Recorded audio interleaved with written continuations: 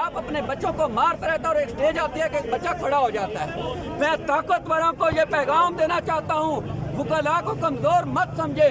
हमने कलम सारी जिंदगी कलम पकड़ा है, हमें उस स्टेज पर ना लेकर जाएं कि हम आपका मुकाबला करने के लिए अपनी तैयारी शुरू कर दें। जो हाथ 20 साल तक कलम पकड़ सकते हैं वो मैट्रिक से भागे हुए लोगों का मुकाबला करना भी जानते हैं।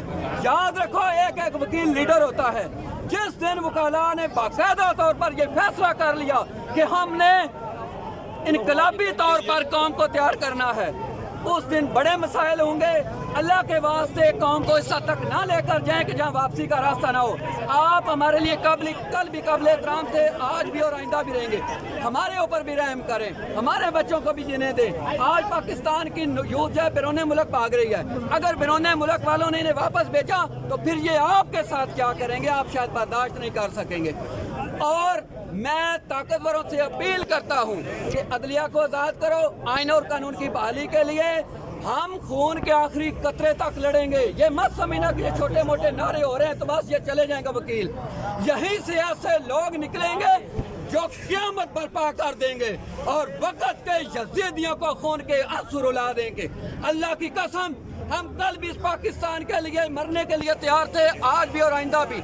मैं फिर कह रहा हूँ, हम जब आपकी इज्जत करते हैं, आप हमें क्यों नंगा करते हो, आप हमें क्यों जलील करते हो, आप हमें क्यों धमकियाँ देती हो कि हम आपको ऐसा कर देंगे।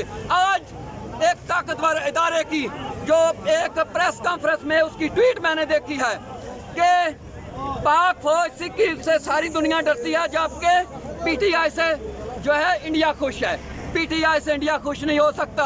पीटीआई पाकिस्तान की जमात है। इमरान खान ने ना तो डीएचए बनाए हैं, ना बैरगा बनाए हैं, ना कोई लंदन में कोई फ्लैट बनाए हैं। इमरान खान यहाँ पैदा हुआ, यहीं मरेगा और हम सब उसकी क़यादत में आखिरी हद तक इस मुल्क के आइन और कानून की बालादस्ती के लिए जाएंगे।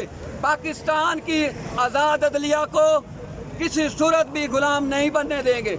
आइन की बाला